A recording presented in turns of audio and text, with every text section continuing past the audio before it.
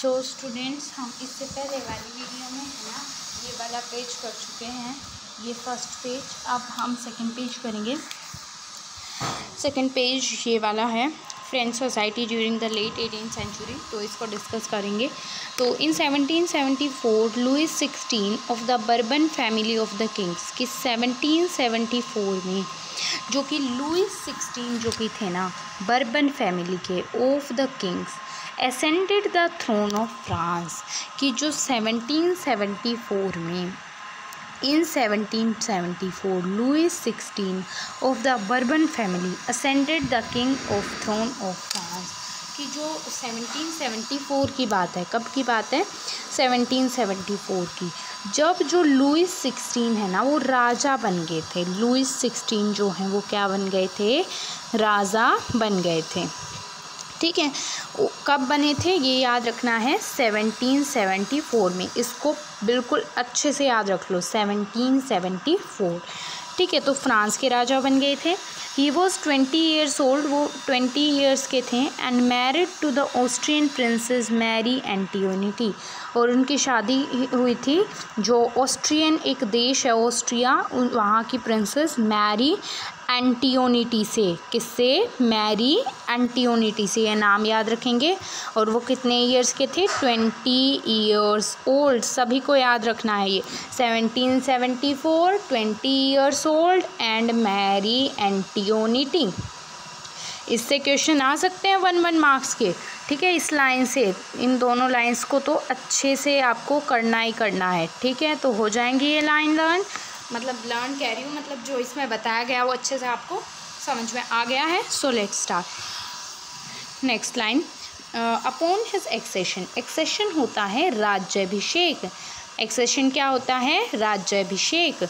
जब जो कि लुइस 16 जो हैं राजा बने, the new king found an empty treasury, तो उसको क्या मिला? बिल्कुल जो खजाना है ना, मतलब सब कुछ खाली मिला। एक ये जो नया किंग था, जो ये लुइस 16 था ना, इसको सब कुछ खाली मिला। अब इसको सब कुछ खाली क्यों मिला? देखिए, लुइस 14 भी आए थे इससे पहले। ठीक है, लुइस 14 भी आए थे इससे पहले, लुइस 15 भी आए थे। ठीक है, और अब ये है लुइस 16। अब ये है लुइस 16। तो यहाँ पर जैसे कि जो लुइस 15 था ना, तो उसने कुछ भी काम नहीं किया, वो तो बस फिजूल खर्ची करता रहता था। देश के लिए उसने कुछ काम ही नहीं किया। अगर कोई फिजूल खर्ची करेगा तो सब कुछ क्या हो जाएगा? ख़त्म हो जाएगा, कोई चीज़ बचा ही नहीं गई उसके राज्य में। तो जब लुइस 16 राजा बने, तो उसको मिला सारा खजाना बिल्कुल खाली। बिल्कुल क्या मिला? खाली। तो यहाँ पर और फिर बात आती है, अगर मैं कहती हूँ लुइस 14 की, ये लुइस 14 जो कि मैंने आपको बताया था, इसने देश के लिए काम किया। और जो लुइस 16 का सब कुछ जो उसने काम किया, वो सब कुछ किसने ख़त्म कर दिया? लुइस 15 ने, और कोई काम नहीं किया। फिर लुइस 16 आया, तो जब उसका राज्याभिषेक हुआ तो उसको बिल्कुल खाली ट्रेजरी मिली। इसका ये मतलब है, upon his accession the new king found an empty treasury. Long years of war had drain the financial resources of France. बहुत दिनों तक वार चलता रहा था। वार किसके साथ चला था? ब्रिटेन के साथ। ठीक है, मेरे ख्याल से कुछ 7 years का वार चला था ब्रिटेन के साथ, इसका फ्रांस का। ठीक है, फ्रांस का वार चला था। तो उसमें जो है ना, इसकी जो सारे फाइनेंशियल रिसोर्स ज़्यादातर ख़त्म हो गए थे। मान लो कि कोई किंग है, तो अगर वो किसी दूसरे देश से अगर लड़ाई करता है, तो उसे हथियार चाहिए होते हैं, उसे बहुत सारी चीज़ें चाहिए होती हैं। तो इसीलिए क्या हुआ? सब कुछ क्या हो गया? ख़त्म हो गया, ख़त्म ही होगा। ठीक है, तो उसमें पैसे लगेंगे, और पैसे लगेंगे तो वो चीज़ें ख़त्म हो जाएंगी। ठीक है, so let's start next line. ठीक है, तो आगे चलते हैं। Added to this was the cost of maintaining an extravagant court, और उसने बहुत ही शानदार एक कोर्ट भी बनाया था at immense palace of Versailles, जो वर्साइल्स एक जहाँ पर उसका कोर्ट था तो वो जगह है, तो उसने एक बहुत ही शानदार, ठीक है, वो भी बनाया था, एक शानदार बहुत ही पैलेस भी बनाया था। वो फिजूल खर्ची करता रहता था लुईस 16। अब भाई फिजूल खर्ची कहाँ से करी? अगर लुईस 16 जब राजा था तो वार भी लड़ लिया उसने, ठीक है, उसने वर्साइल्स में फिजूल खर्ची भी कर ली। तो ये और 13 आगे भी पढ़ेंगे, 13 अमेरिकन कॉलोनीज़ को आज़ाद कराया।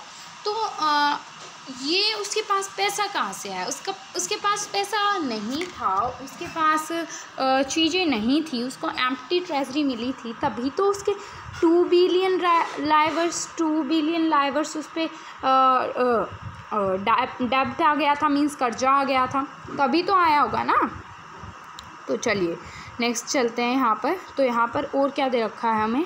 अंडर लुईस 16 फ्रांस हेल्प, जब लुईस 16 राजा था तो फ्रांस ने 13 अमेरिकन कॉलोनीज़ की मदद की थी, ठीक है, to gain their independence from common enemy Britain, क्योंकि ब्रिटेन का दुश्मन रहा है फ्रांस। क्यों रहा है?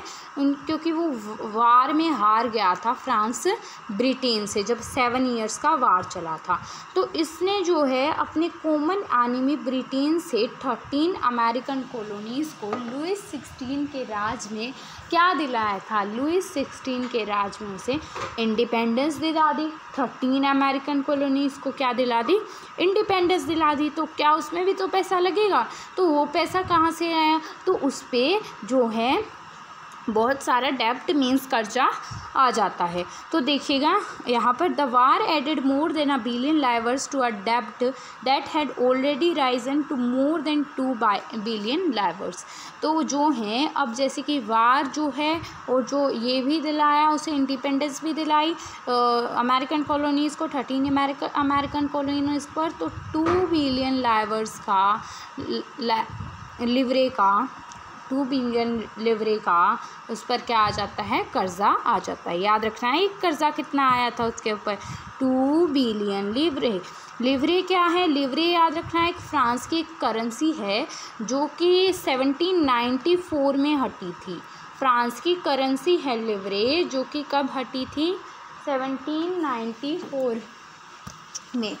तो आगे देखिएगा यहाँ पर lenders who gave the state credit, अब जिन लैंडर्स ने स्टेट को क्रेडिट दिया, स्टेट को पैसे दिए, now began to charge 10% interest on loans. अब जो उन्होंने लोन दिया था ना, उस पर वो कितना इंटरेस्ट लगाने लग गए थे? 10%, ठीक है। कितना इंटरेस्ट? अब लोन जो लुईस 16 ने 2 बिलियन लिवरे का ले रखा था लैंडर से, तो उस पर वे बहुत ही हाई इंटरेस्ट लगाने लग जाते हैं। 10% का इंटरेस्ट वो वहाँ पर लगाने लग जाते हैं। सो द फ्रेंच गवर्नमेंट, तो French government was obliged to spend an increasing percentage of its budget on interest payments alone. तो जो फ्रेंच गवर्नमेंट ऑब्लिग्ड होता है मजबूर हो जाना, तो फ्रेंच गवर्नमेंट हो जाती है मजबूर बिल्कुल कि उसको कि वो खर्च कैसे करे उसके ऊपर, तो वो भी आ गया, अब कर्जा भी आ गया, तो वो खर्च कैसे कर पाएगी, तो वो भी जानते हैं, ठीक है। सो देखिएगा, तो फ्रेंच गवर्नमेंट मजबूर हो जाती है पैसे खर्च करने के लिए, लेकिन उसे पैसे तो खर्च करने पड़ेंगे to meets its regular expenses such as cost of maintaining an army को मेंटेन करने के लिए, द कोर्ट को मेंटेन करने के लिए, रनिंग गवर्नमेंट ऑफिसेज और universities, the state was force to increase taxes. अब राजा अगर उसको आर्मी पे भी खर्च करना है, उसे अपने गवर्नमेंट ऑफिसेस पे भी खर्च करना है, उसे तो यूनिवर्सिटीज़ पर भी खर्च करना है, उसे तो कोर्ट पे भी खर्च करना है, ये तो उसकी मेन नीड है। अगर आर्मी नहीं होगी तो भाई दूसरे देश से रक्षा कैसे होगी? गवर्नमेंट ऑफिसेस भी चाहिए, यूनिवर्सिटीज़ भी चाहिए, कोर्ट भी चाहिए। तो उसके लिए उसने क्या किया? लोगों के ऊपर, स्टेट के ऊपर, मतलब लोगों के ऊपर टैक्सेस बढ़ा दिया। और फिर ये टैक्सेस की भी कहानी पढ़ेंगे, कैसे टैक्स बढ़ा। Yet even this measure would not have sufficient. French society in the 18th century was divided into 3 estates and only members of third estate paid taxes. तो जो फ्रेंच सोसाइटी है उसको जैसे कि 3 एस्टेट्स में बांट दिया जाता है 18th सेंचुरी के अंदर, ठीक है। यहाँ पर आप देखेंगे तो ये 3 एस्टेट्स हैं, ये 3 एस्टेट्स हैं। फर्स्ट एस्टेट में क्लर्जी आती है, सेकंड एस्टेट में नोबिलिटी आती है, थर्ड एस्टेट में big businessman, merchants, court officials, lawyers etcetera, peasants, artisans भी, स्मॉल पीजेंट्स, लैंडलेस लेबरर्स और सर्वेंट्स भी आते हैं। फर्स्ट एस्टेट सेकंड एस्टेट कोई टैक्स नहीं पे करती हैं, थर्ड एस्टेट टैक्स पे करती है। अब मेरी बात ये ध्यान रखना भाई, ये क्लर्जी क्या है, ये नोबिलिटी क्या है। क्लर्जी होते हैं जो कि चर्च हेड होता है ना, जो चर्च का जो हेड होता है। अब उस साइड पे क्या है, जैसे कि ब्रिटेन साइड में ज़्यादा क्रिश्चियन है तो वहाँ पे चर्च होंगे, तो क्लर्जी होता है जो चर्च का जो हेड होता है। फिर नोबिलिटी क्या होता है, जो नियर डियर होते हैं, मतलब जो कि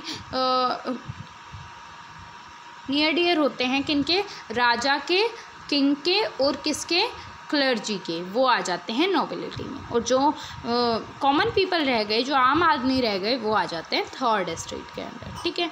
तो नेक्स्ट पैराग्राफ जो हमारा रह जाएगा, जो ये हाफ पेज, ये हम नेक्स्ट वीडियो में करेंगे यहाँ से, ठीक है।